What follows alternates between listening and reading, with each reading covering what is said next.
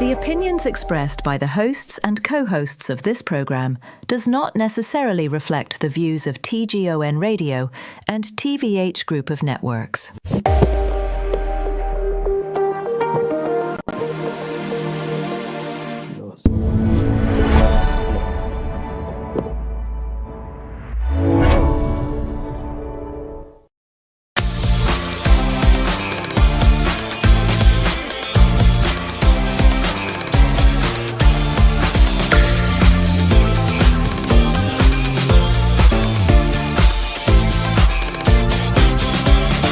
TGON and AspMedia brings you Asphere's Cafe. The cafe is now open. And now, Asparagus, pasok!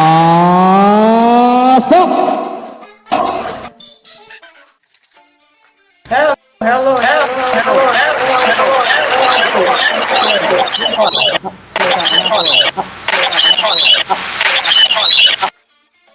Okay.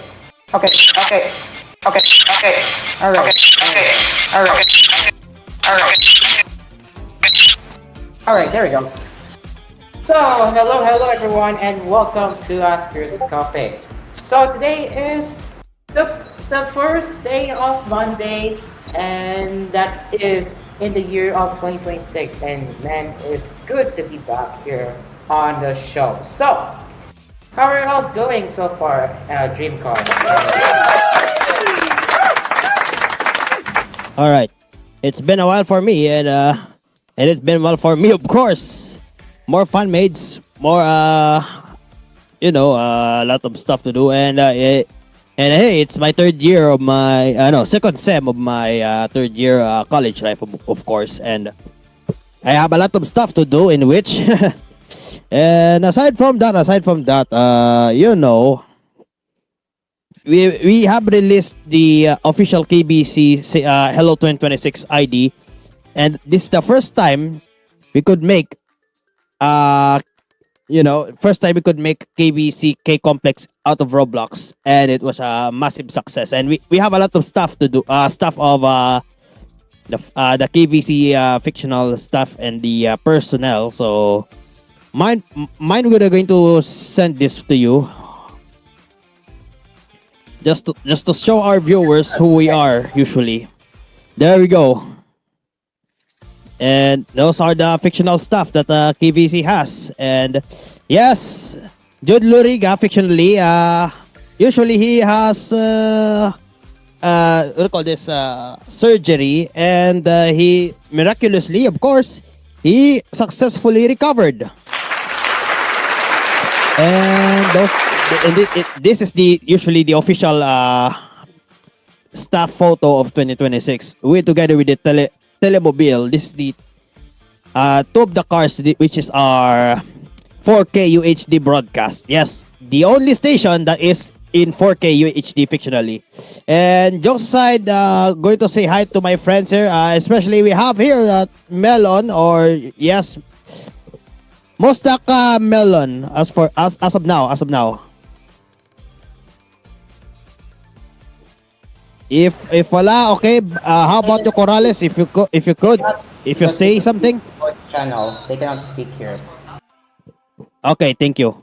All right, thank you very much, Asparagus. And I think nothing much more to say. And now, Asparagus, can we start our session, shall we?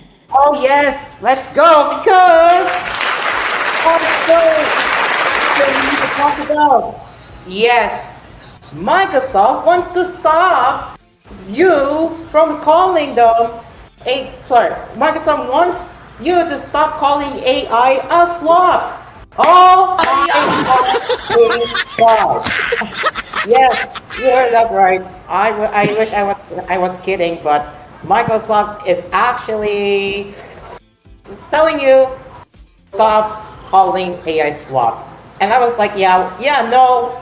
If you only make a better product, we will stop calling it. But you are so bad that you are forcing people to use Copilot when no one asked for it, huh? So, yes, as you can see in our headline right now, Yes, you can see in the headline right here. Microsoft wants you to stop calling AI slop. I wish I was kidding, but I am not. So let's get my browser open. And man, it's there because you are going to love your asses off. Oh my god. All right, I am checking the internet right now, and I am using futurism.com in order to check what is happening about the slop thing. I'm not kidding, okay? I'm not kidding. I Mm-hmm. am not kidding. I wish I was not. I was kidding, but I'm not. So All yes, right. let me get my screen share right now. Mm-hmm. Here we go. Here we go. Yep, here we go. We are about to see it in a bit right here. Oh, I just found out we have a lot of friends are going here. Okay. I might be interested though. All right. All right, Alright. here it is. Here it is, What? ladies and gentlemen. What Here- website are you using? We're using Futurism.com? Which I no, am. with control via MSN. Yes, I'm gonna MS. say MSN is owned by Microsoft, but this host is from Windows Central, mind you. Okay. So here it Let me is. check. Let me check. Here it is. MSN. Ah, there it is. Okay. All right. Okay, here we go. Here we go. Here we go. Here we go, guys. You are gonna laugh. So, this is coming from Windows Central via MSN. The fact my first article of 2026 is about artificial intelligence is probably tone setting for what will be another year dominated by AI news and headlines. And it is hard to avoid it. I do agree, particularly if you're a user of Microsoft ecosystem products. Every single app, service, and product Microsoft has on the market now has some kind of AI integration, regardless of quality and usefulness. And yup, Microsoft Copilot is the tip of the spear for the firm, powered entirely by ChatGPT and Microsoft's savvy early investments in OpenAI.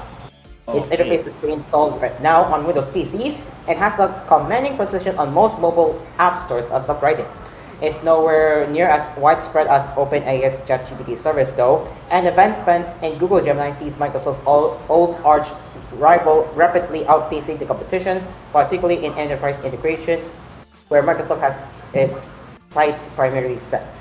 The, of course, of useless Microsoft Copilot integrations on Windows and other consumer products have people exploring alternatives more so than ever before. You see this? You see this?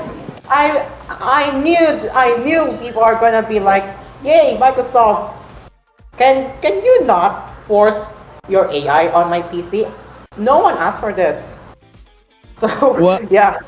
So when I'm going to download an ISO for Windows 11, one half of my one half of the some sort of 4 to 5 gigabytes of the ISO were dedicated to AI now, and the rest is just useless. So primarily the half is useful, and the remaining of the ISO of your installation file is going to be based on the AI thing. What am I going to use my old PC now? That's useless. Literally useless. Am I so right, guys? Am I so right, guys? Am I so right? Literally, no one asked for this. No one asked for this. Shit. I'm being real here. No one asked for this. So let's continue. I'm gonna zoom in so y'all can see it. See the text. So you see the line here? Entire governments are abandoning Windows for Linux, and there's more interest in Linux consumer-grade distros than any time they can remember. And that's true because, the Linux gaming is getting way better nowadays. Unlike in past years where it was unoptimized, but again, thanks to Steam making the Linux gaming more playable, people are already considering moving over to Linux. Now, despite the noise about the degradation of quality in Windows, the price gouging on Xbox Gouging. and the apparent abandonment. Oh my God, are they serious in abandoning their service products? Oh my gosh. the laptop usually, the Surface Or yeah, or laptops. even the tablets too, or I should say, even the tablets, even the service Oh, okay. tablets. Yeah, yeah. So Microsoft CEO Satya Nadella, yes, that is the current CEO of Microsoft. Satya Nadella made no mention of Satya any of Nadella. them in a recent post while linking to close out the year. If you had any illusion that Microsoft might address concerns about any of its major product categories in 2026, which is Nadella's looking ahead to 2026. 2026. Microsoft offers a good guide into the company's focus for the new year. And yup, it's all about AI. Right. Okay. So Asparagos, can I read it for you? go ahead. You're gonna have a good time laughing this. Oh boy. Alright, let me do my Nadelia style voiceover. As I reflect on the past year and look toward the one ahead, there's no question 2026 will be pivotal year for AI. Yes, another one. Another one. They literally get it. Another one. Wow, another year for another AI. What else we're going to ask for? But this moment feels different in a few notable ways. We have moved past the initial phase of discovery and are entering a phase of widespread diffusion. We are beginning to distinguish between spectacle and substance. What substance are you talking to? We now have a clearer sense of where the tech is headed, but also the harder and more important question of how to shape its impact on the world. Yeah, the impact you have is BS. I agree. I agree. What's the spectacle? What's the substance? What's between the two? What is going to happen with AI? That is we're going to expect more on it. And the rest of it is, well, all on the AI. That where are we going to start with? That's the question. Why do we have to do with AI at the first place? Yeah, right. Yeah, right. Yeah, right. Mm. And as you're saying, in their own take, yes, they're right that AI is becoming ubiquitous.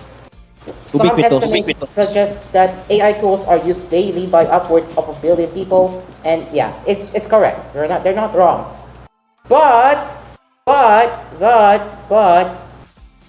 they're not sure that they're moving beyond its spectacle pace. AI discourse continues to be dominated by memes, disinformation, hallucinations, and a near total and potentially dangerous lack of profitability. It is a blaze of dollars in real commitments often described as the AI bubble. Oh my god! How is AI bubble still alive, right? It has Right. many leading economic service. Okay. So let me just mention here. Yes, the former, of course, of Microsoft, Bill Gates, recently warned of the AI bubble that they mentioned, and according to him, there are a ton of these investments that will be dead ends. Yes, about the AI bubble thing, that won't get any further than that.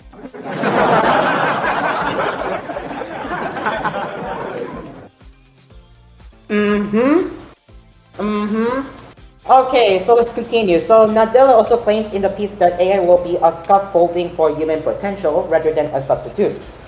I think and hope, but think this is either naively utopic or at worst, willfully dishonest. The vast rush of AI investment revolves entirely around Wall Street's hunger for automation, replacing expensive humans with cheap robots and fussy mouse. I don't know if that's the right pronunciation. Fussy But anyway, Milis. Facsimiles. Okay, there you go. Anyway, Microsoft itself laid off tens of thousands last year while boasting 30% of its code was now being written by AI.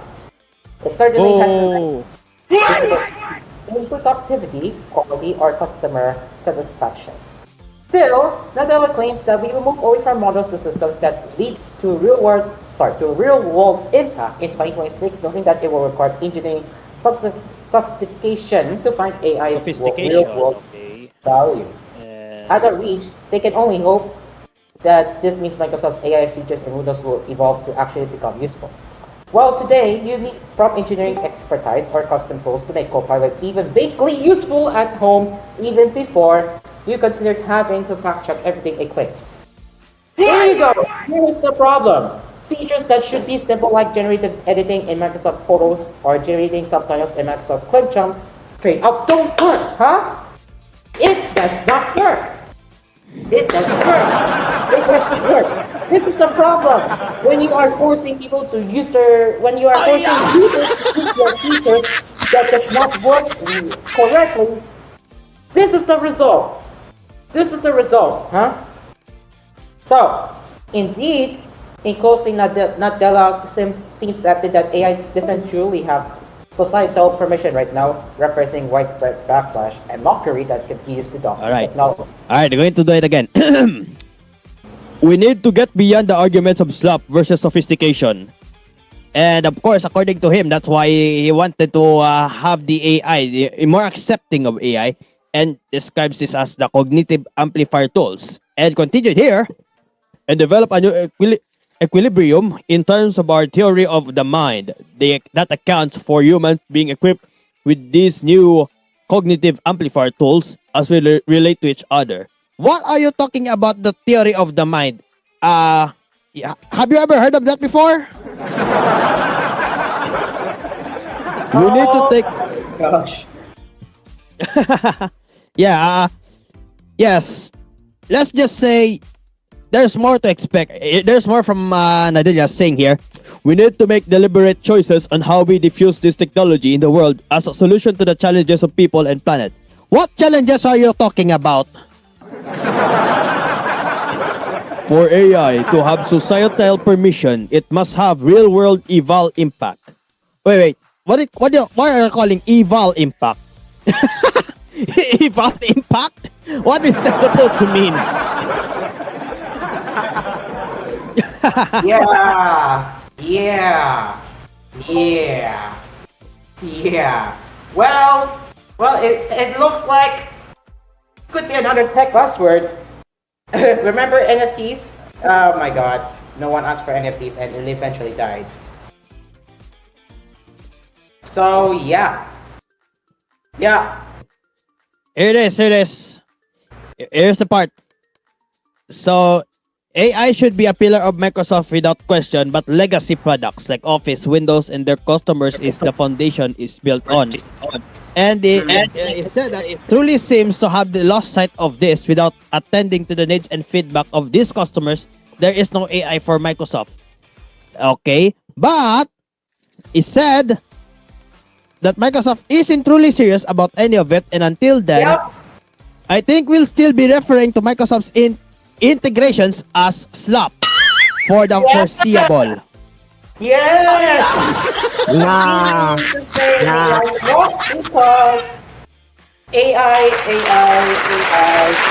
yeah, bubble, and now it is impacting every industry.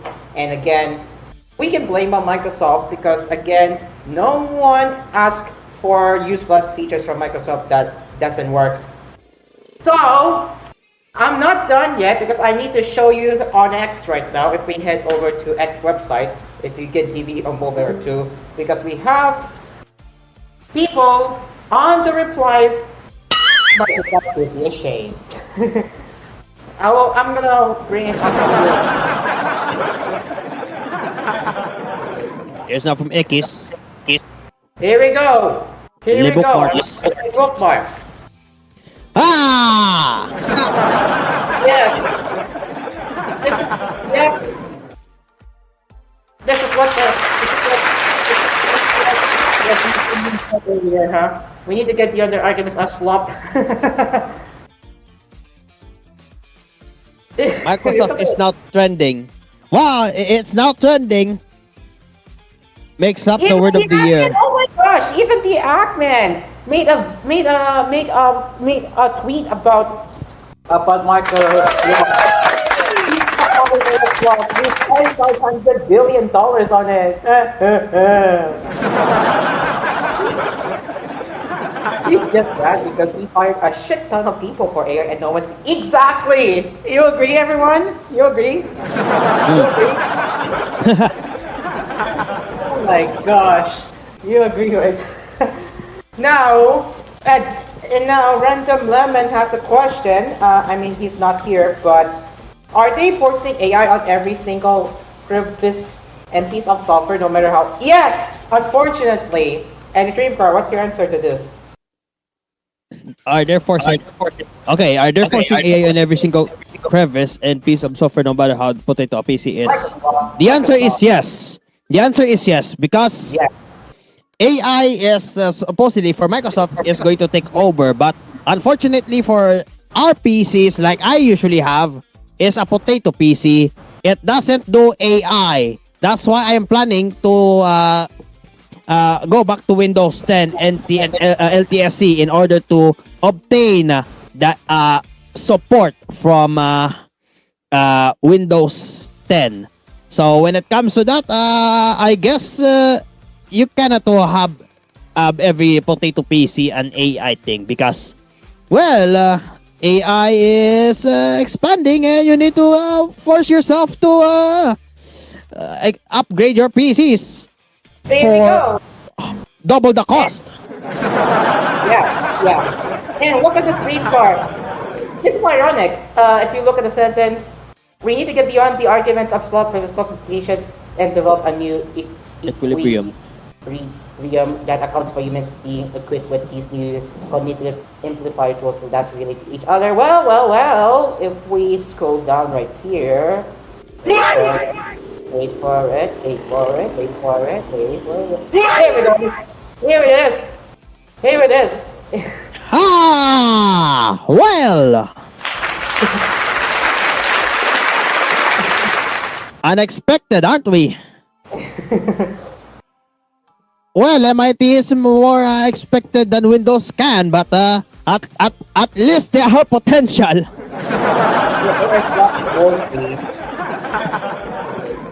But they should rename Microsoft to Microsoft until they knock it off to objects. I agree.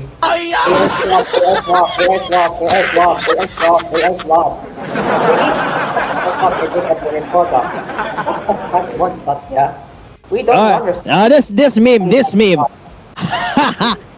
Microslap.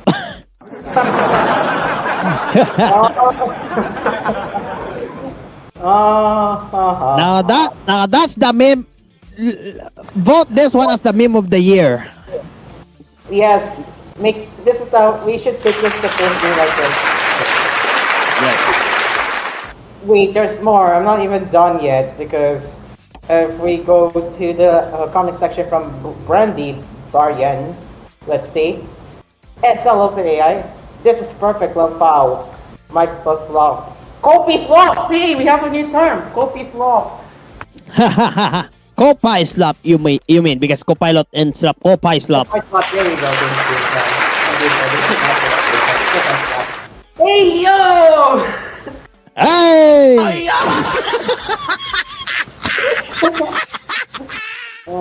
Yo. CEO slop, short to stop. We want to push India's $1 trillion digital economic dream. That's according to this. A well-deserved day for a company like this. And yeah, what happened to them? Microsoft is a corporation that turns into this.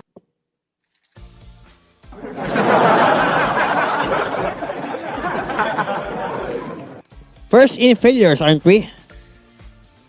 Hey, we have another Slop pilot. Yep. Yeah, you cannot say this, but Microsoft, you really flopped. You fucked up. You fucked up, Microsoft. You fucked up. All I can say is, you really fucked up. No matter what you're trying to do, you really fucked up. Why? Well, I am afraid to say this is that Microsoft is again forcing people to use their products with hey. Now at least we have history in the making. That's why it has. Yes, history in the making, ladies and gentlemen, mga kalabaw, we have history in the making. First, and the coffee lovers, we have this. We have this.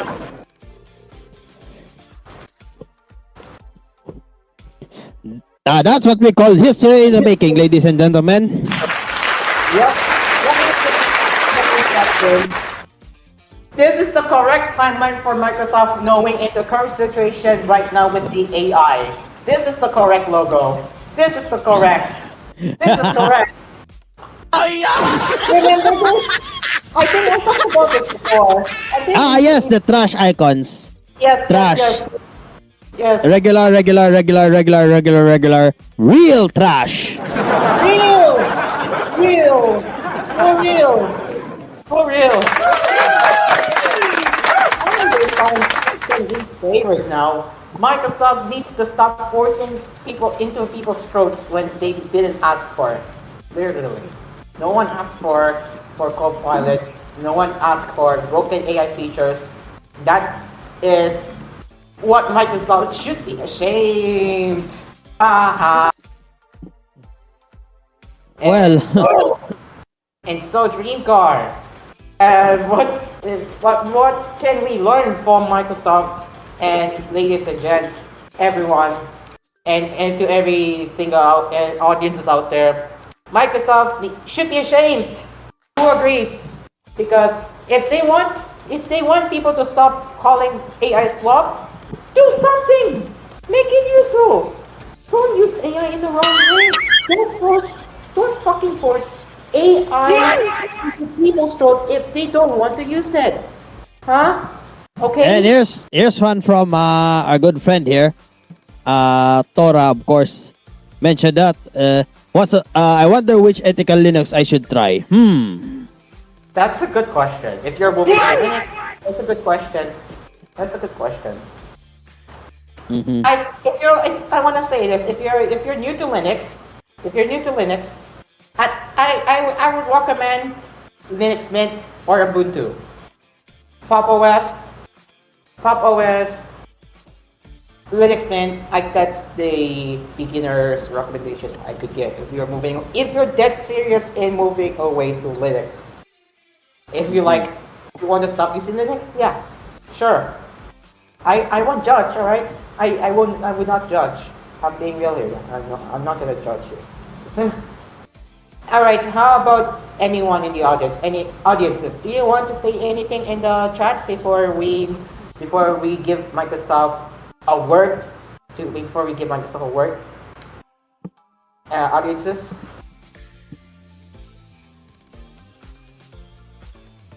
Here's from Rob. He's going to type.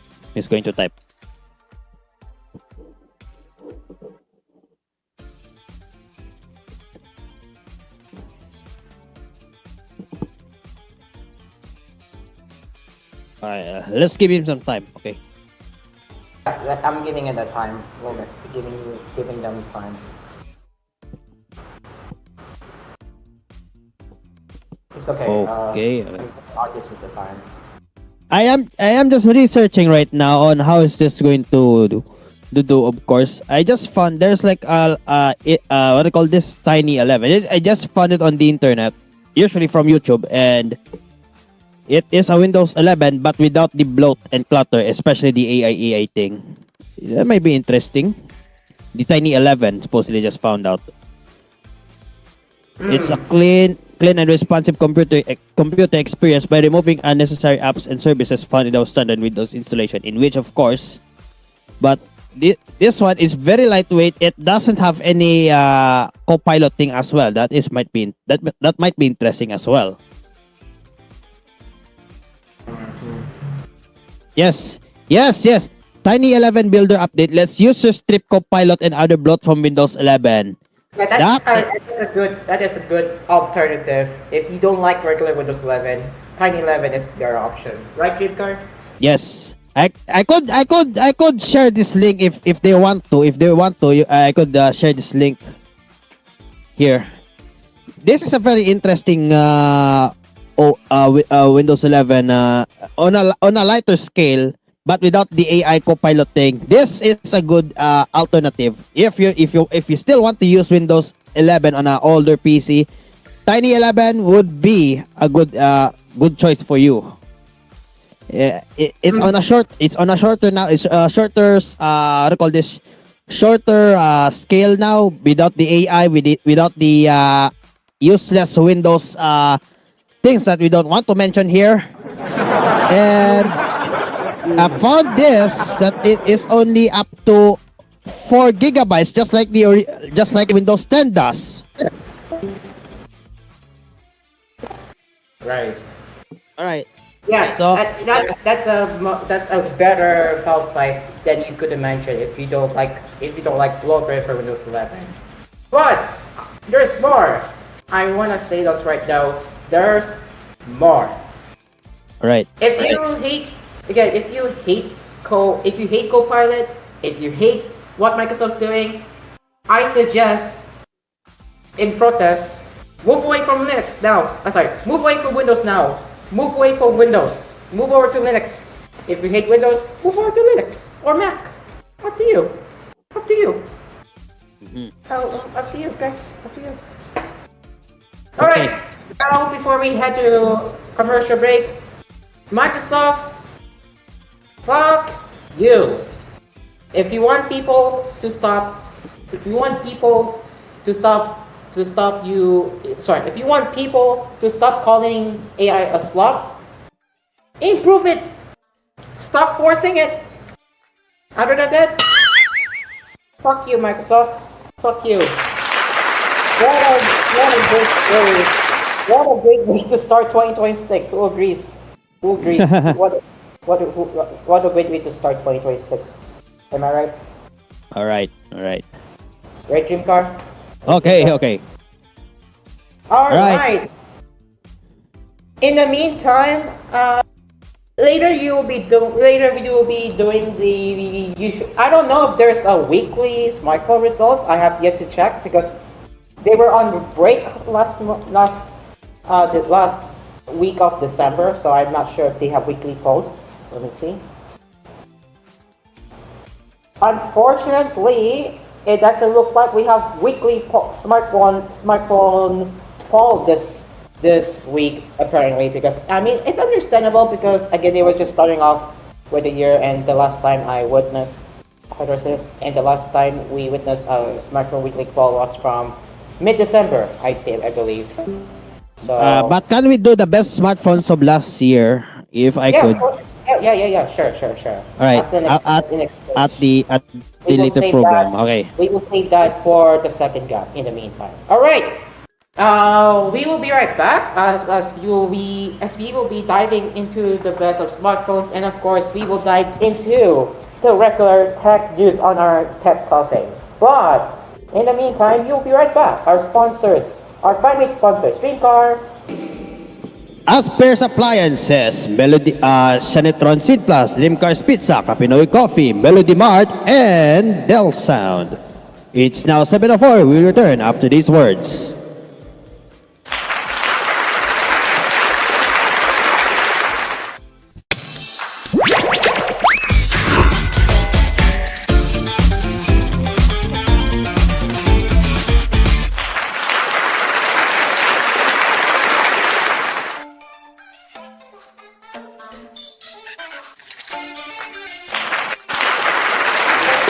Alright, we're back.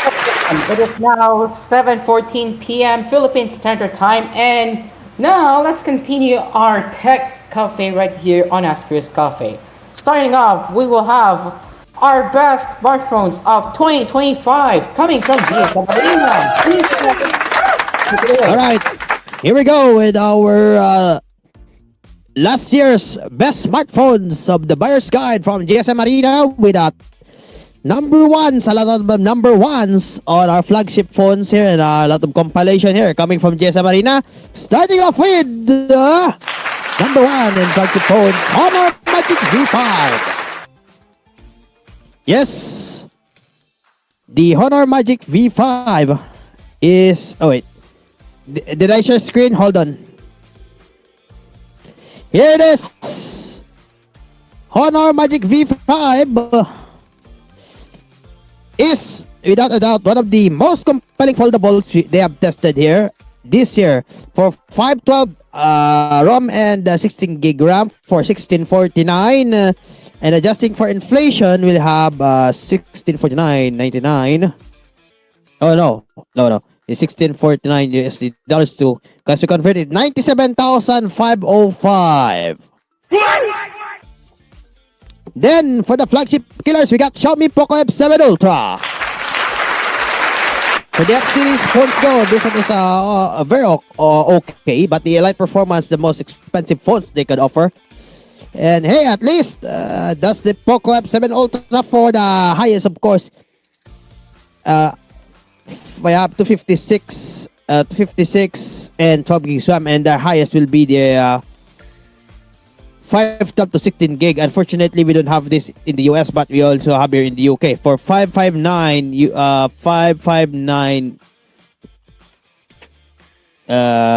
British pounds. UK 44,490.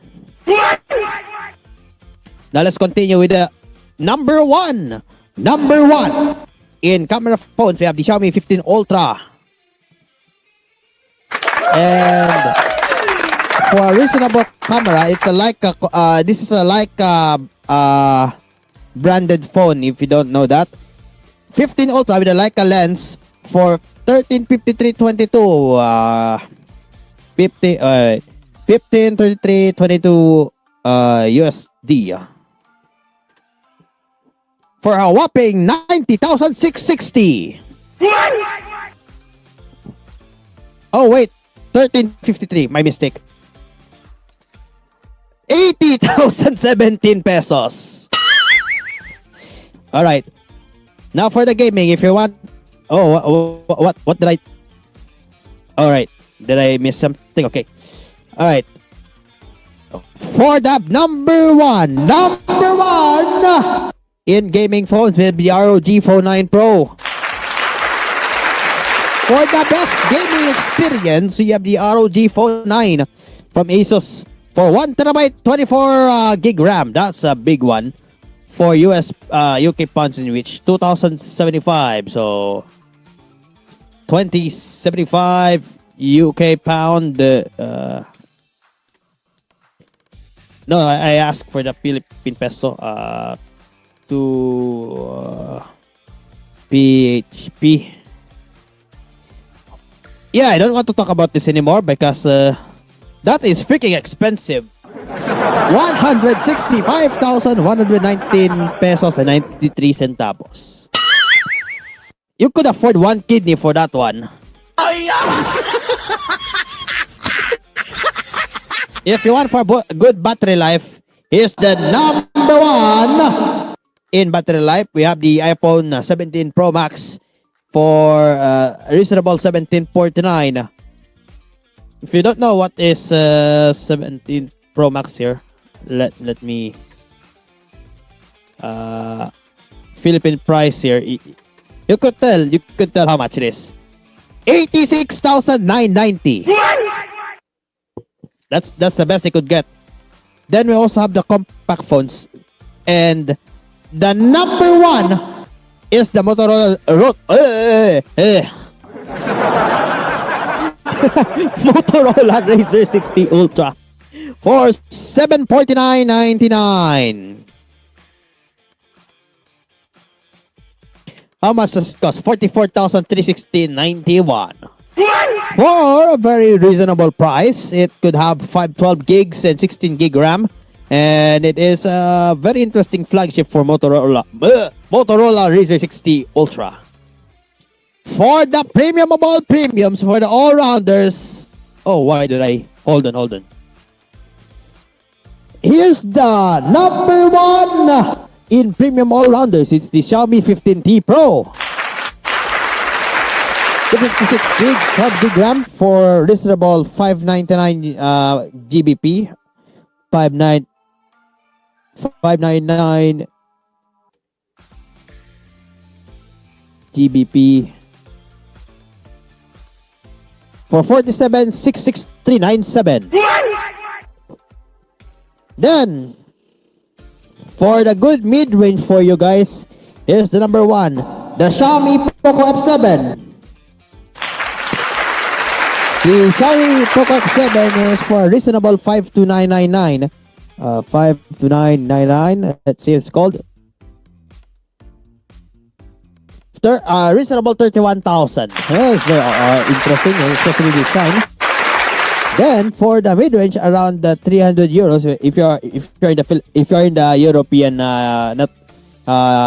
viewers, this would be around 200 pounds. It's a little bit cheaper, but for number one mid-range for our European viewers, the Poco F7 Pro for interesting 389.99 or 389.99, in which 389.99 would give you a very reasonable 23,000 peso phone for a very interesting brand. Xiaomi Poco F7 Pro is a very mid-range for you, but at least the speakers, the battery life, and the charging is very good for that one. For more cheaper, around 200 euros. So, yes, in which is Xiaomi Poco F7 for reasonable 29999. Interesting 17,733.91. Very interesting smartphone you have here for Xiaomi Poco F7. It is not just a major step up, but it's a very good offer. It's a reworked version of the Note 14 Pro 5G, but it is at least cheaper. For the entry level, for the number one, the Xiaomi Poco M7 Pro 5G for a very reasonable 12 gig RAM upgrade for 23999. Very reasonable 14,000. 18701. For our American viewers, still in number one is the iPhone 15 Pro Max for 59885. Probably the very interesting you have there for 35,401. That is still the best iPhone of last year. And I think that is all. I think let me check for more. Okay, so that is all for the number one of our smartphones of the last year. Back to Asparagus.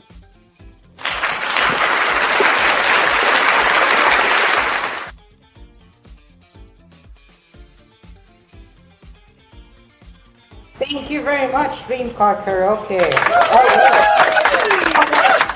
Let's now head over to the rest of the tech news, as we will be covering it right here, and let me just find what's relevant today. So, let's check my private server, and let's head over to the tech news.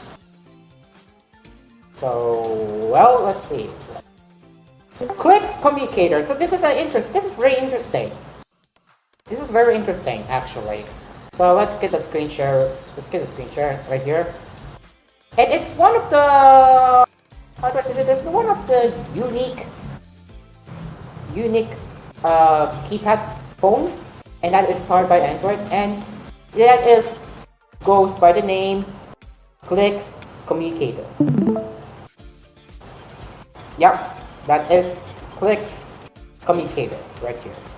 So this is how the phone looks like, if you are wondering, and yeah, it looks pretty good. So, smartphone users nostalgia for the good old days of the BlackBerry can now relive that experience with the Clicks communicator. So, Clicks, the brand behind the Clicks keyboard for iPhone, announced the new communicator smartphone ahead of CES 2026. It features a touch-sensitive physical keyboard paired with a 4.03-inch AMOLED display that offers a 1080 1200 pixel resolution. It runs on Android 16 with a custom Niagara launcher, which only offers access to messaging and productivity apps such as WhatsApp, Slack, Telegram, Gmail, and so on. It also gets a notification light placed around a button on the right side that's being called the signal light right here. Right here, that is where the notification light will go there. Users can assign different colors and transfer messages from different apps or contents. Like we say, if it's from your mom, that will be that color. Telegram will be from the light purple. Your boss can be that color, and WhatsApp with a green color. The button can be used to dictate messages via voice or for quick voice notes. As mentioned earlier, the physical keyboard is touch sensitive and can be used to scroll messages, web pages, and navigate around the interface. The Clicks communicator gets a single 50 megapixel rear camera with OIS and an LED flash. At the front, there's a 24 megapixel selfie camera, which is located at the top left of the screen. It comes with a 4000 mAh silicon carbon battery with support for QI or QE2 wireless charging and a USB Type-C port. The phone also features a 3.5mm headphone jack. Dreamcar, hey! At least they're giving you a headphone jack unlike other major brands. Dual SIM with 5G connectivity, Bluetooth 5.0, NFC, and dual band Wi-Fi 6. So this one already supports Wi-Fi 6, and that is, I would say, a good thing, because most of the newer smartphones, except for low-end smartphones, nowadays come with Wi-Fi 6 when you're getting a new phone. So that is a good sign for this phone. So for the storage itself, it offers 256 gigabytes of internal storage, along with the expansion via a micro SD card. The phone weighs 170 grams and it's 12mm thick. Other features include a physical kill switch on the frame, a customizable click key for shortcuts, and a 4nm MediaTek processor. The communicator also supports swappable back covers, which are available in multiple color options. The phone is slated to ship, or I should say, Clicks computer is slated to ship later this year and will be priced at $500 US. However, early adopters can reserve the phone right now for $400, which is $100 less than the regular price by the time of this posting. The phone will be available in Clover, Onyx, and Smoke colors. So what do you say about Clicks communicator? Is it a yay or nay from you? Because the phone design looks pretty good, in my opinion. I don't know about you guys, but what do you think about this phone? Any thoughts? Very interesting hybrid. Nothing much to say about this, but at least the keyboard is still intact for that one. Very interesting.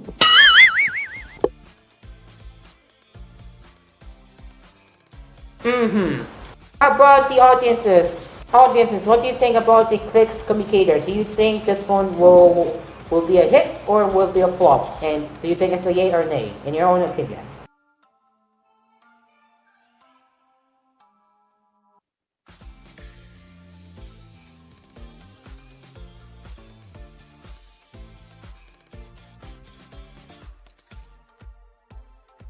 All right, I guess we don't have any audiences, but anyway, but so far my take on the Clicks communicator, it looks pretty good. I hope they don't screw up with that phone. Either way, I think our time is running out for TVH Denver viewers, to those who are catching up on the network. So thank you very much for joining us this morning, and we'll be back again tomorrow with another round of tech news right here on our Tech Cafe on Asphere's Cafe. So yeah, we'll be back again tomorrow morning, same time, same place, right here on TVH Network. This has been Asphere's Cafe. on TVH. I'm Cairo. And I'm Dave Cardock, face now closed. We will be For seeing you TBH. tomorrow morning at I think 10 a.m. Correct me if I'm wrong, but I believe our show is still at 10. But yeah, we'll see you tomorrow morning. Bye bye, TVH. See you tomorrow morning. Bye bye.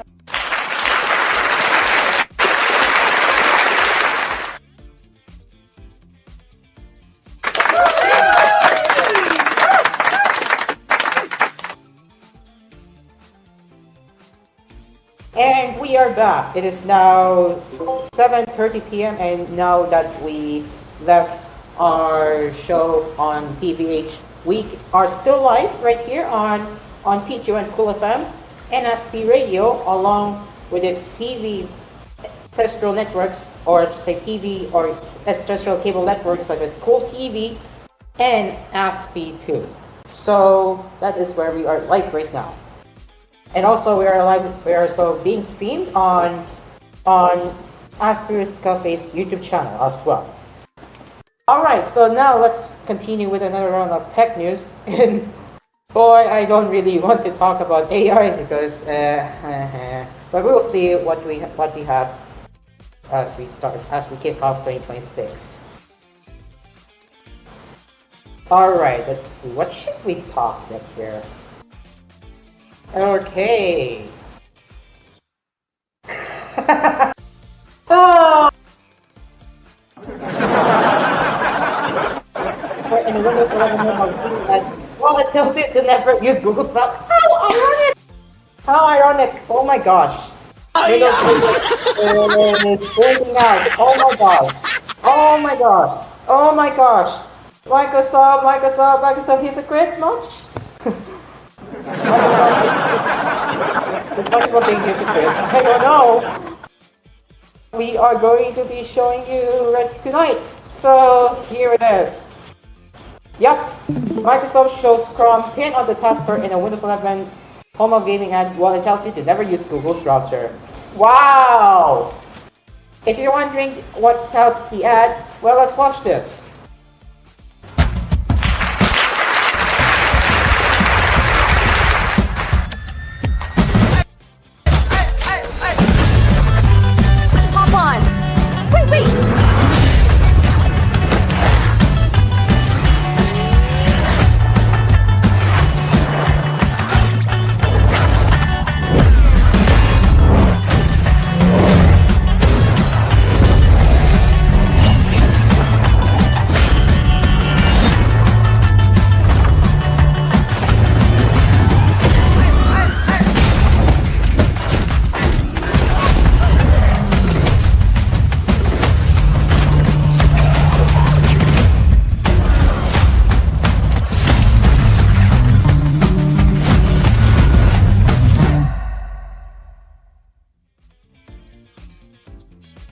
That is the entire ad, and do you guys see a Google Chrome icon pin? Well, let's rewind it right here. Okay, can you see it? Can you guys spot? Can you spot right here? There it is. There it is. There it is, Beam Car. There we go. There you go. Do you see the? Did you see that? Did you see that, ladies and gentlemen? Did you see that? Well. So, let's dive into the post on why they think it's intentional, or I guess. So, according to the author, they don't think it's intentional at all, as no Microsoft ad in the past has promoted Google Chrome directly or indirectly. It also stands out because Microsoft has spent years pushing Edge and Bing in Windows. Either the ad team didn't care or they wanted to look like a real normal setup because who hasn't used Google Chrome at some point in life? Well, in fact, there's a famous meme that says Microsoft Edge is used only to download Google Chrome. And to some, it's true, as even Microsoft admits it by showing a full-fledged Edge banners when you try to search Chrome or Google on Bing.com. And yes, obviously it is a default browser, or not default browser, or rather say default search engine for Microsoft Edge. So if you move ahead with your Google Chrome download, Edge will still nudge you and recommend using Edge instead, saying that it's built on the same technology as Google's. Even this predecessors, it makes no sense for Microsoft to show Chrome as pin.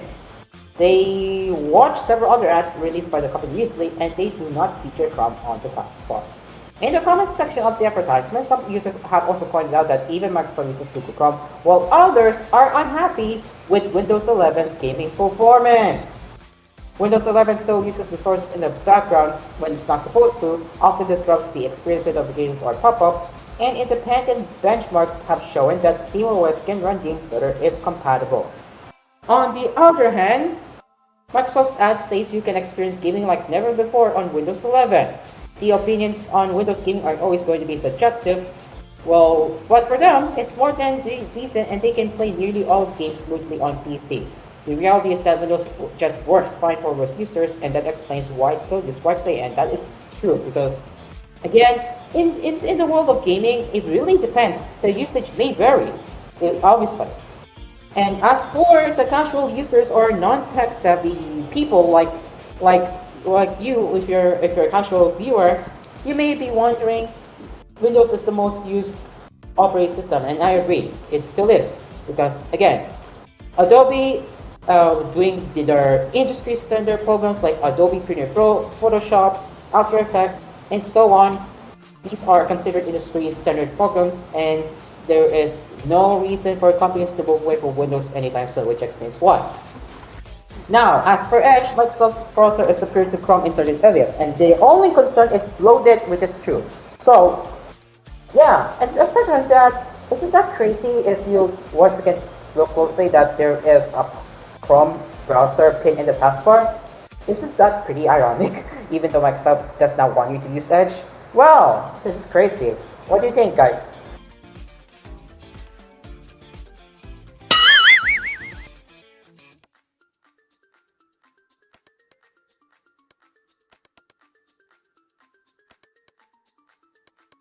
Yeah, Dreamcar, what do you think?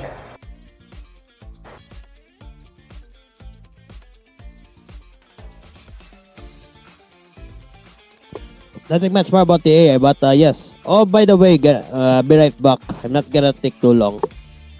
Alright, take your time, man. Okay, in the meantime, we will be showcasing we will be showcasing a brand new segment on our cafe that will be before the end of the show, and that is showcasing one of the good old or recent products, or we should say old or recent products showcased right here on the cafe.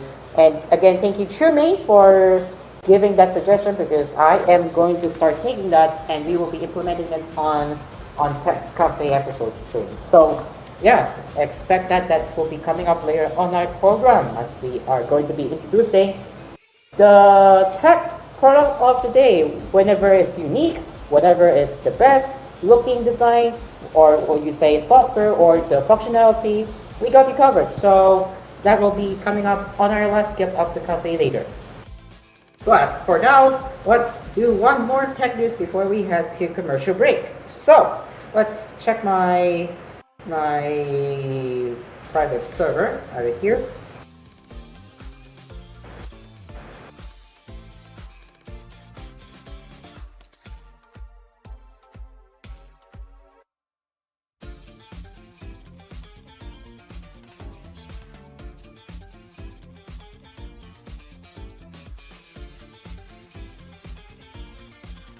Wait, hold on. Well, Holy Bird. Well. This is pretty interesting. Basically, this is a replica of Flappy Bird, but you fold your phone for a bird to jump. If my memory stands right. So I will be sharing to you right now. And what is Holy Bird? So let's get that article up.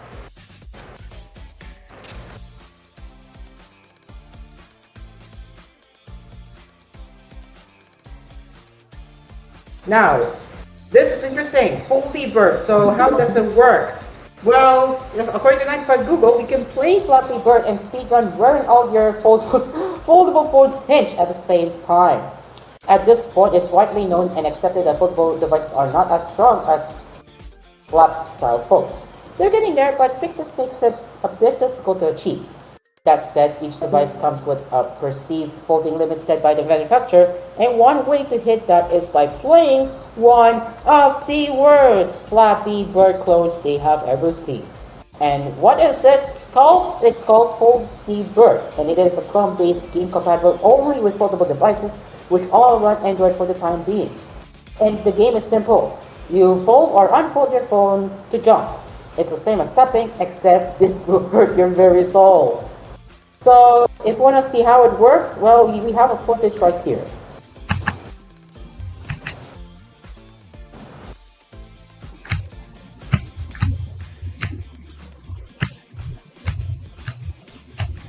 So this is how you play Foldy Bird on your foldable phone by folding your phone or fold or unfold, whatever you do. This is how you do it.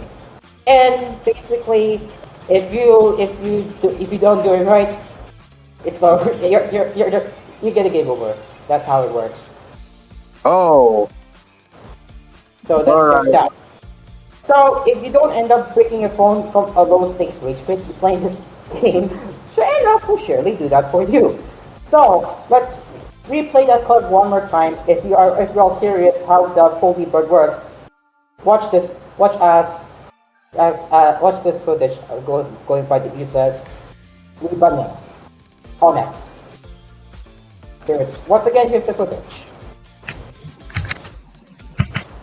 This is basically how this game works.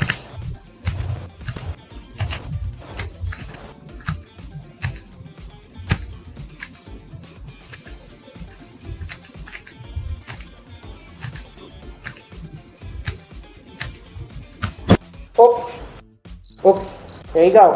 That's how Foldy Bird. That's the demo of the Foldy Bird gameplay. And well, what do you think? What do you think about this replica of Foldy Bird? Oh my gosh. Well, they're saying this is one of the worst Flappy Bird clones, but I mean, it's risky. I'm gonna be real here. It's going to degrade your hint. How do I say it? It's going to degrade your durability in long term when you do. But either way, what do you say about Foldy Bird? I find this to be interesting concept, but it's gonna risk damaging your foldable phone. whoever made that, that is weird. That is pretty weird. You think so? You think it's weird? Mm. Why is that? Yeah, what's that? Why do you think it's weird? Instead of tapping it, you need to fold your phone for that one. Ah, I see. Well, okay. But that is Foldy Bird. Oh my gosh. And one of the interesting concepts. What you just witnessed there. Alright. Now 7:43 p.m. and we will be having more tech news along with a brand new segment that we will be showcasing a unique tech product whenever they have a best unit, whenever they have their best unique, whenever they have a best software or functionality that we will be showcasing either whenever it's old or new that we got you covered. So we will say that for before the end of the show and also right here. So we'll be right back. I'll take a break. Stay along with us. 7:44 will be right.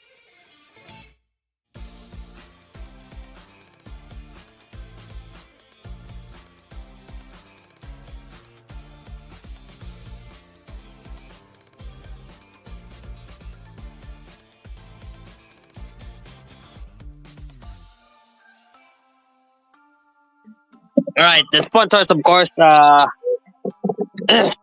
Dell Sound, Melody, Asphere Appliances, Chef and Food Plus, Melody Mart, Sapinoy Coffee, and Always Coffee. It's 7:44. We'll be right back.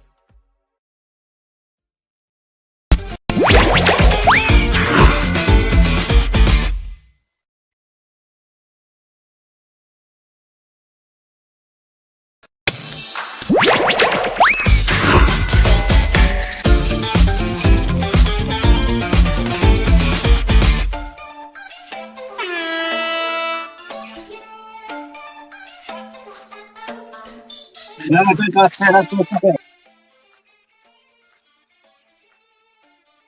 we are back. It is now 7:55 p.m. 35 minutes before we leave the airwaves, and now we have another best of from GSM Marina, and this time we are focusing on Android tablets of 2025. Green card, take it away. Where do I?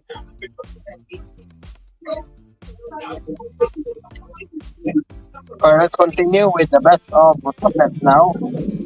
Although I cannot share my screen because I'm on my phone right now. But here comes another year for smartphones. Ano? So we've done with smartphones. We're now gonna go to the tablets now. So they came here that of course I saw hundreds of the new coming late hit the shelf from compact to the flagship, the Ultra. So let's see that they have here for the best. Hold on.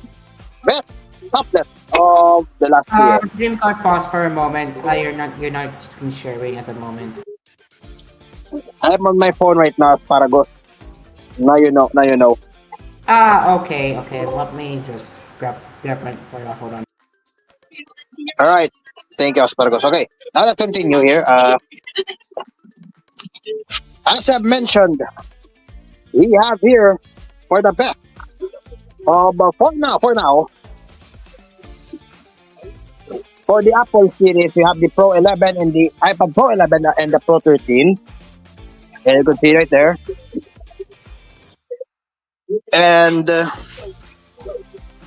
you could tell the latest generation of Pro iPad isn't that much different from their predecessors. They still represent the best of the segment in which they have 5 chips.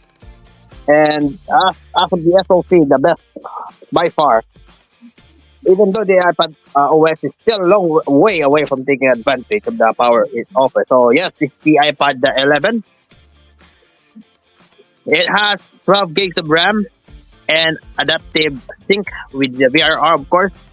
And it's 120 Hz with Wi-Fi 7 and one networking chip and Bluetooth 6.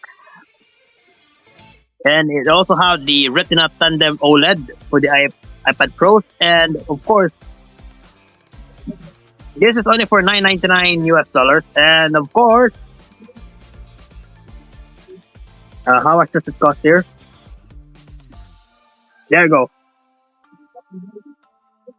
I asked for US. Here it is. Okay. So if you want to buy that, only for 59,065 pesos. Okay. 59,000. Now for the Android, we have the Galaxy Tab S11 Ultra. Yes, when it comes to Android, Samsung cannot beat this one because of the Razr 5.1 millimeter aluminum unibody chassis with a 14.6-inch AMOLED panel, just like a laptop usually does. The S11 Ultra, of course, paired with the quad speakers and the S Pen at the top of the picture. It is also based on One UI, Android 16 with the Samsung Dex or DX with proper desktop workflow. The Dimensity 400 Plus chipset with a benchmark, of course, the highest benchmark that it has provided. 11,600 milliamp battery delivered over 13 hours of usage. And of course, the best among the best from the tablets they reviewed from GSM Marina.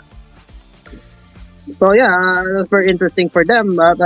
Usually S11 Ultra is very interesting when it comes to tablet, but yeah, at least it's potential. Then we also have the OnePlus Pad 3 for $700. Hold on.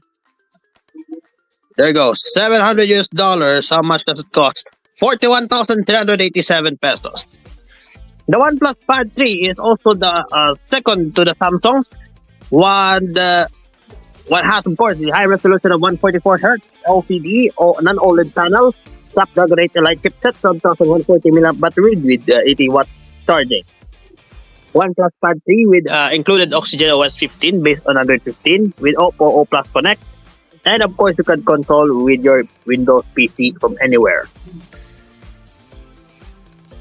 And to the third, we have Red Magic Astra. Red Magic Astra is a very interesting, never heard of the brand before, but it has 9-inch LTPO AMOLED, 165 Hz refresh rate, top of the tier, top of the line Snapdragon 8 Elite, and respectable 8,200 milliamp battery with 80-watt charging. Then it has also an RGB fan. For the first tablets we have reviewed, this is the first one. Side-mounted USB 3.2 Gen 2 port with bypass charging support while gaming. Interesting. And fourth of the, I don't want to talk about this anymore. Transion shit. Infinix Xpad GT. With a very interesting 13-inch LCD 144Hz and the forgotten flagship Snapdragon 888. And the irony is, it is known for overheating in flagship smartphones last 5 years ago. You poor tablet for a very decent 10,000 milliamp battery and for $400 for that one. Yeah, you cannot beat this one unless you could overclock that one. Then we also up to the fifth is the Redmi Pad 2 Pro for interesting $300 for 17K. You could have a very decent 12.1-inch LCD capable Snapdragon 7S Gen 4 and 12,000 milliamp battery. Of course, Redmi Pad 2 is also on the list as well, with pen as well included.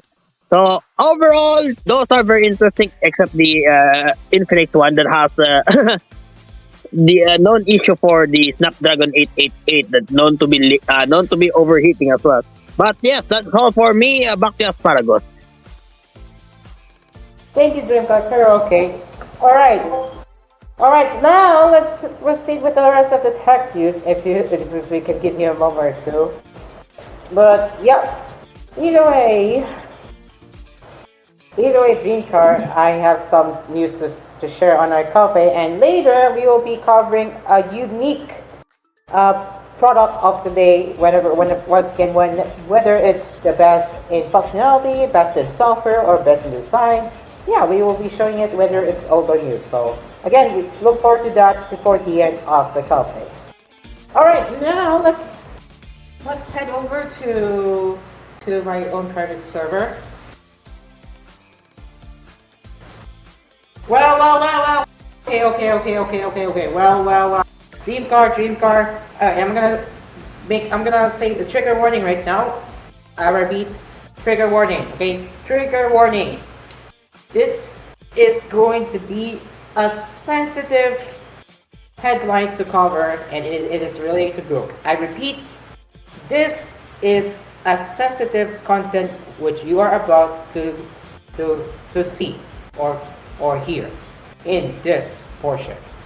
If you're not comfortable with it, I suggest you click away right now.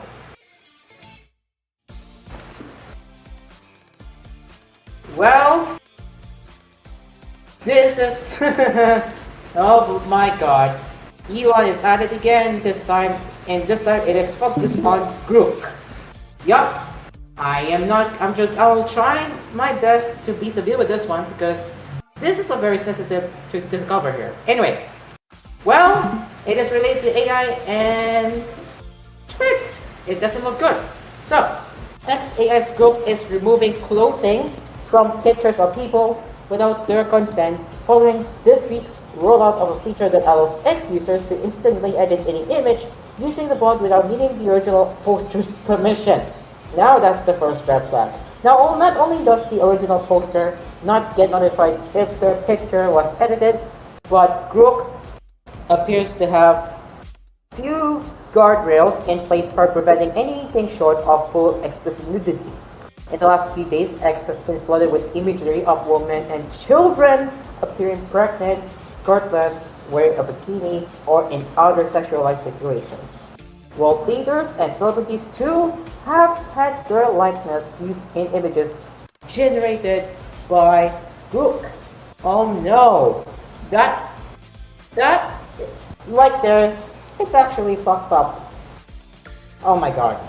Anyway, AI authentication company CopyLeaks reported that the trend to remove clothing from images began with adult content creators asking group for sexy images of themselves after the release of the new of the new image editing feature. Users then began applying similar prompts to photos of other users, predominantly women who did not consent to the edits. Women noted the rapid uptick in deepfake creation on X to various news outlets, including Metro and Petapixel. Group was already able to modify images in sexual ways when tagged in a post on X, but the new edit image tool appears to have experienced a recent surge in popularity. In one X post, now removed from the platform, thank God, Group edited a photo of two young girls into pimpy clothing and sexually suggested posts. Ew. Another ex-user prompted Group to issue an apology for the incident involving an AI image of of two young girls which are estimated ages 12 to 16 and what the hell? In sexualized Asphere, calling it a failure in because that it said may have violated XAS policies and US law. Yikes! While it's not clear whether the group created images would meet the standard, realistic AI-generated sexually explicit imagery of identifiable adults or children is illegal under US law. Hey, this is not good. Thank goodness this is not being broadcast on TVH. If we were, we would have our show suspended, but thank God we're not live on TVH for this one. Anyways, in another back and forth with a user, Group suggested that users reported to the FBI for CSAM or Child Safety or whatever AM stands for, noting that it is urgently fixing the lapses in safeguards. But Group's word is nothing more than an AI-generated response to a user asking for a heartfelt apology note. Well, if I have to say this right now, well, I suggest you should not use AI to make an apology letter. You have to be sincere what you say. Say it directly what you felt and apologize properly. That's what I'm going to say. It doesn't indicate Group understands what it's doing or necessarily reflect Operator XAI's actual opinion and policies. Instead, XAI responds to Router's request for comment on the solution with just keywords like you see media lies. I'm not surprised with that kind of response if I'm gonna be honest with you. Yeah. So, XAI did not respond to the Verge's request for comment in time for publication. Elon Musk himself seems to have sparked a wave of bikini edits after asking Group to replace a mimetic image of actor Ben Affleck with himself sporting a bikini. Days later, North Korea's Kim Jong-un's leather jacket was replaced with a multicolored spaghetti bikini. US President Donald Trump stood nearby in a matching swimsuit. Well, huge jokes about nuclear. I'm not going to talk about it. No. A photo of British politician Preeti Patel, posted by a user with a sexually suggestive image. Message in 2022 got turned into a bikini picture on January 2nd. In response to the wave of bikini pics on the platform, Musk jokingly reposted a picture of a toaster in a bikini caption, "You can put a bikini on it." While some of the images like the toaster were evidently meant as jokes, others were clearly designed to produce borderline photographic imagery, including specific directions of Group to use gimpy bikini styles or remove a skirt entirely. Well, the chatbot did remove the skirt, but it did not depict full uncensored nudity in response to the reproach stuff. Group also complied with request to bring the clothes. Oh my god! Are they serious? To replace the clothes of a toddler with a bikini. Oh my god. Again, what you are hearing right now is a sensitive content. If you're not comfortable or what you're seeing or hearing right now, I suggest you click away right now. Most AI products are prominently marketed as heavily sexualized and minimally guardrailed. XAI's AI companion Annie flirted with Verge reporter. Oh my God! With Verge reporter Victoria Song, and just what the bed discovered that Google's video generator rigidly cops or created topless deepfakes. Oh my God! Even Taylor Swift, despite XAI's acceptable use policy banning detection of likeness of persons in a pornographic matter. Google's Theo and OpenAI Sora video generators, in contrast, have guardrails around generation of not safe for content, though Sora has also been used to produce videos of children in sexualized contexts and fetish videos. Well, the prevalence of deepfake images is growing rapidly, according to a report from cybersecurity firm DeepStrike, and many of these images contain non-consensual sexualized imagery. According to a 21st study of US students, they found that 40% were aware of a deepfake of someone they knew, while 50% were aware of non-consensual, explicit, or intimate deepfakes. When asked why it is transforming images of women into bikini pics, group denied posting photos without consent, saying these are AI created based on trust, not real photo edits without consent. Well, take it as you wish, but again, well, this is pretty bad. This is pretty bad. Where is the responsible use of AI, right? Where is the responsible use of AI like this? This is a problematic. Yeah.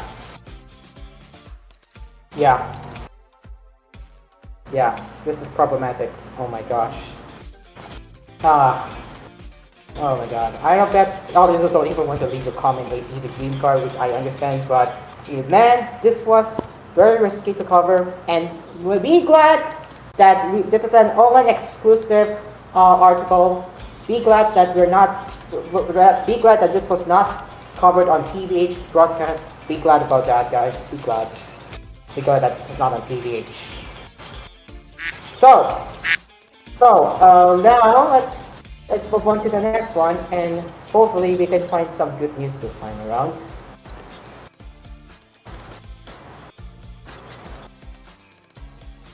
See what we have here. Splunk and six. Okay, and well, there's a catch. It requires a subscription. It is. What I'm talking about is a privacy-focused Android phone. But what's the catch? It requires a subscription. Don't be too surprised if you want a privacy focus that you need to care, because again, what you are seeing in the headline is true. It requires a subscription. Yikes! Judging the so-called privacy, huh? So, after a somewhat underwhelming release last year, privacy-focused brand Punk is back with the new MCOT smartphone, which is based on Android and shipped with FPOS and coming to the US this year. The Blunt MCO3 is launching at CES 2026 next week and coming to the US market in spring 2026, following a European debut at the end of January of this year. So this new smartphone has some decent hardware with a 6.67-inch 120Hz OLED display, a removable 5200 mAh battery, IP68 dust water resistance, and a 64-megapixel main camera backed up by an 8-megapixel ultra-wide shooter. It has an in-display fingerprint sensor, MediaTek Dimensity 73000 chipset, 8 GB of RAM, and 30-watt wire charging with 15-watt wireless charging too. It also has a micro SD card slot. The software is what sets it apart though. So this phone runs FPOS, which is a privacy-focused OS based on Android, specifically Android 15 on this particular release. And what even is FPOS? Well, FPOS is a privacy-first operating system built in Switzerland and based on Android open source project. Unlike mainstream mobile OS platforms, FPOS does not track profile or monetize your behavior.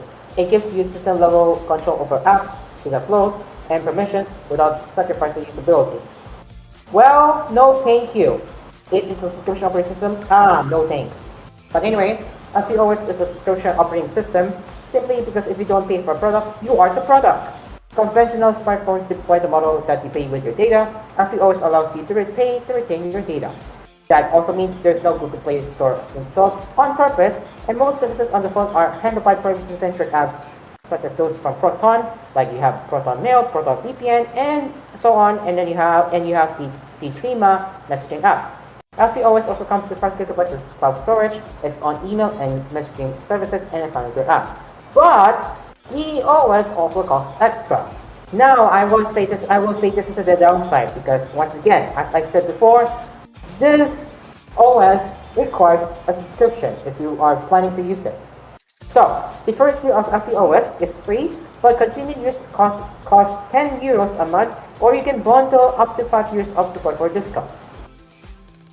This subscription isn't needed to use the phone, thank God, but you'll be reverted to a device running Android open source project if you stop paying the AspMedia will go away.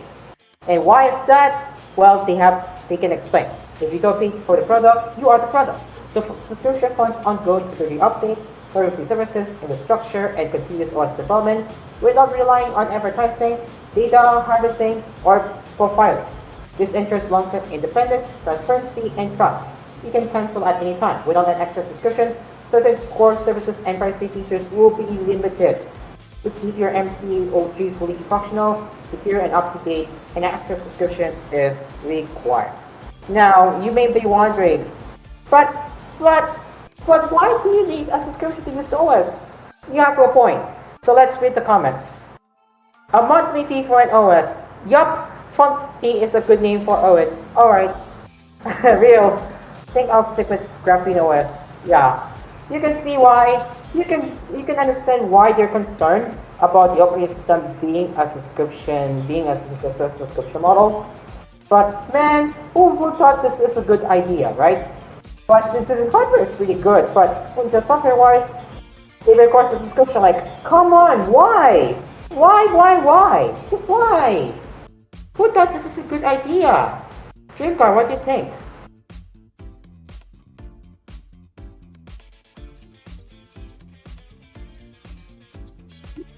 No comment. Okay then, yes, but again, I would say this phone is, well, in hardware-wise, it's pretty interesting, but the OS itself, which freaking requires a subscription, dang it, why? Just why? It's not a good idea. Why would you think making an OS a subscription base is a good idea? Why? Just why?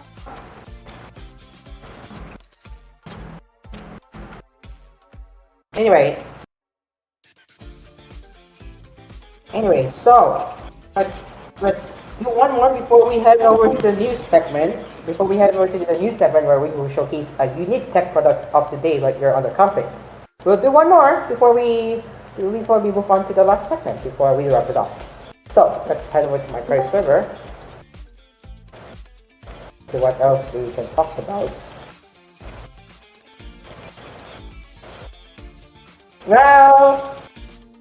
Now this is not so good news, and well, Asus will not be making any new Android phones this year. Well, too bad. So we're gonna cover that in just a moment, and I might do one more post actually. So let's see what else we have aside from Asus.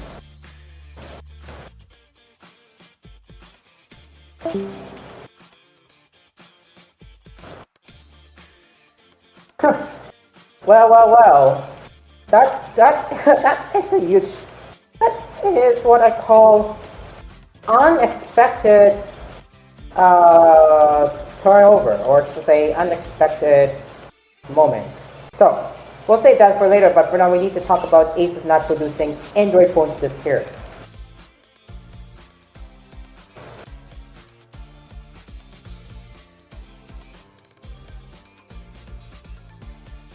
Alright, this is coming from Google, and as the title says, Asus won't make any new Android phones in 2026, but they may not be done just yet. So, Asus has seemingly confirmed that it's mostly done with Android phones, with no plans to release new devices in the Zenfone or on ORG lineups in 2026.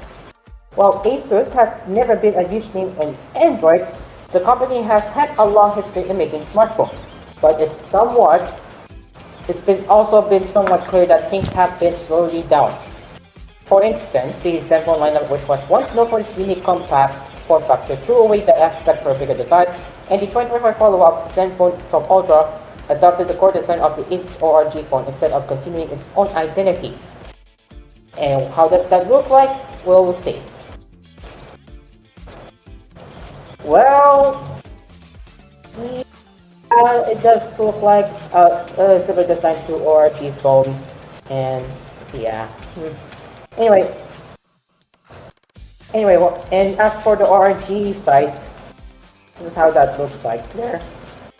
Right, so in 2025, Asus only announced two smartphones: the Zenfone 12 Ultra, which I just showed you earlier, along with the ORG Phone 9 series.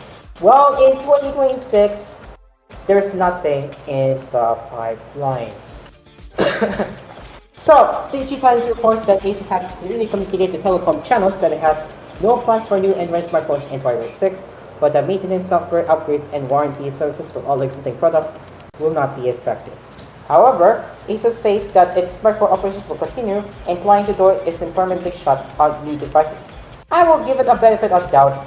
We will see if Asus will continue to give support for its smartphones, but as I can already tell, Asus might cease support at any moment from now.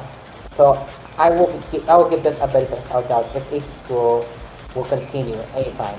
But anyways, the timing here makes sense, especially given the rising cost of memory. Again, thank you AI bubble going into 2026. But as for whether or not Asus will throw in the towel entirely remains to be seen. So don't expect new Asus phones this year. If you're planning to get a new Asus phone, don't expect anything from Asus this year, unfortunately. So, Dreamcard, what do you think about Asus not making or any Android phones in 2026 lineup? What are your thoughts on that? Nothing much more. But at least Tora said it was right though. No, that was the other one. But yeah, nothing much more about this. But yeah, so I don't know for Asus though. And now let's head over to the last tech news of the day before we move on to the best unique tech product of the day. So, well. Windows 11 surges among PC gamers on Steam as it installs the open source OS mildly losing momentum after a brief uptick. And what happened? Why is that? Well, we're going to read that right now, and this is coming from Windows Central.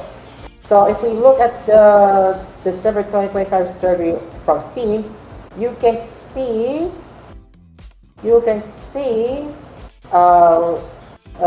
where is it? You can see that Windows 11 is the most popular, and yeah, it does. We are seeing a lot of search here with 5.24%. So if we go deeper further, you can see it is indeed losing some momentum here. I wonder why, but Windows 11 is gaining some percentage points as you are seeing right here.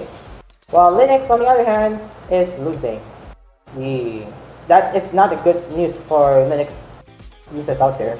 But anyway, so back to the article. So last November 2025, Linux gained a small but notable amount of momentum, giving some users hope that the trend would continue into December. Well, that did not happen, unfortunately, which, once again, their install base for Linux has stalled and even slipped by 0.01% month-on-month, which is minor, but still an unexpected pause after several months of gradual growth. For Windows users, the picture looks very different, which is Windows 11 recording a sensible jump, which I just mentioned, 5.24% overall. That increase is likely being driven by users migrating away from Windows 10 as its end of life occurs, but also could be a surge of new users from devices like the Xbox Ally or other Windows handhelds. The data suggests that while Linux has not reversed course, Windows 11 is currently observing most of the platform's growth. Well, thanks to its latest surge, Windows 11 now accounts for 70.80% of all Steam users. Windows 10 by comparison jumped by 2.36% to 26.70%. In November 2025, Linux recorded a small 0.15% increase, while Windows 11 grew by around 2%. That context makes December's shift feel more pronounced. Looking at the wider picture, all versions of Windows combined made up 94.79% of Steam users in November. In December 2025, the figure edged up to 94.95%. Linux saw a very slight decline overall, slipping from 3.20% to 3.19%. However, not all distributions moved backward, as Fedora recorded a 0.05% increase, which is Fedora Linux 43, which is based on KDE desktop shop. So there's that. Aside from that, memory trends also shifted. Systems with 32 gigabytes of RAM grew by 2.11%, while 16 gigabytes of RAM configurations fell by 0.80%. On the graphics side, the NVIDIA RTX 3060 is now the most commonly used GPU on Steam. It overtook November 2025's leader, the RTX 4060 laptop GPU. Virtual reality adoption also saw a notable change. Meta's Quest 3 increased its user share by 24.42%, making it the most popular VR handset and placing it 2% ahead of the Quest 3. So there you go, ladies and gentlemen. That explains Windows 11 is still growing, and that isn't stop anytime soon. And well, it's good news for Windows users, while at the same time, not so good news for Linux users if they're expecting increase. That's not happening for December 2025 survey. What do you think about this?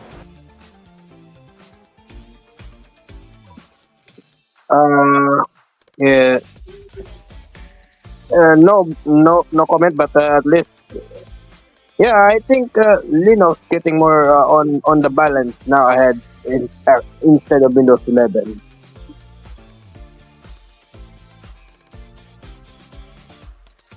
Yeah, right. Alright, we're down to the last 3 minutes now, and now as we are about to wrap up, now let's talk about the unique and tech product of the day, and that's our first one.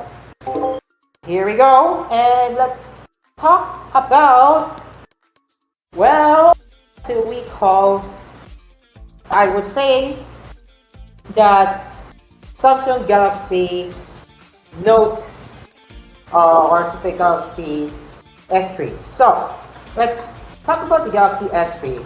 Well, this one is well known for its design and the software as well.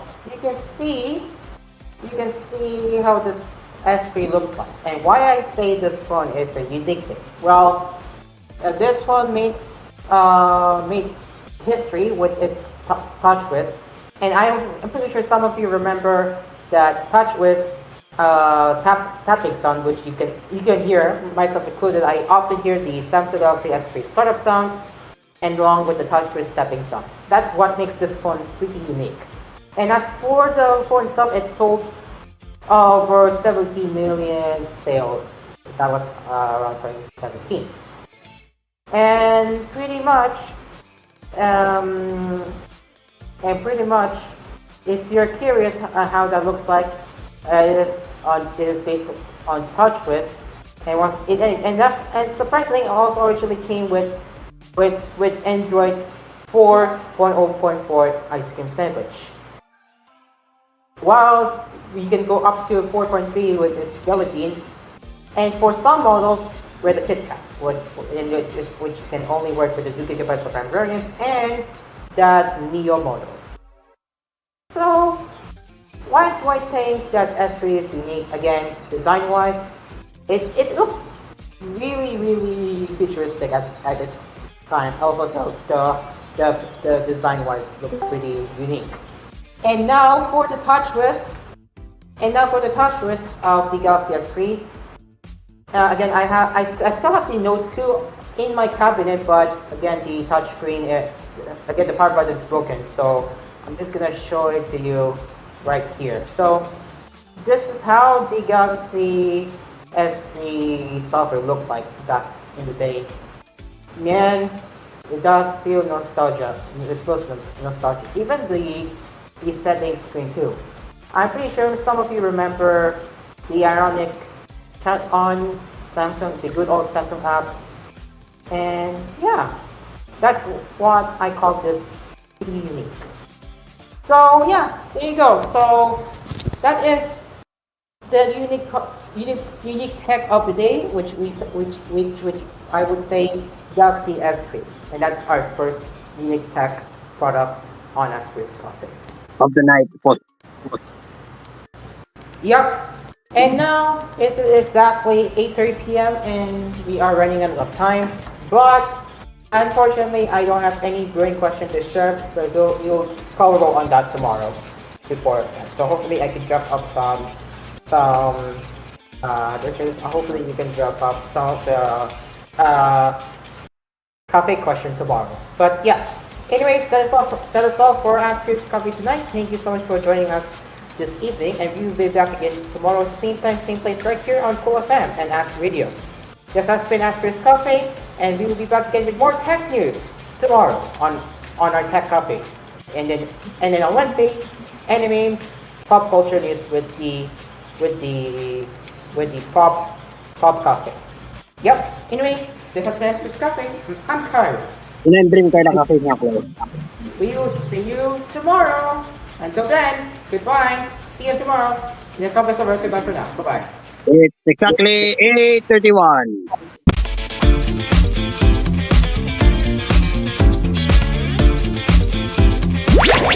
Asphere's Cafe has served its last coffee for the night. Produced by AspMedia and TGON Entertainment.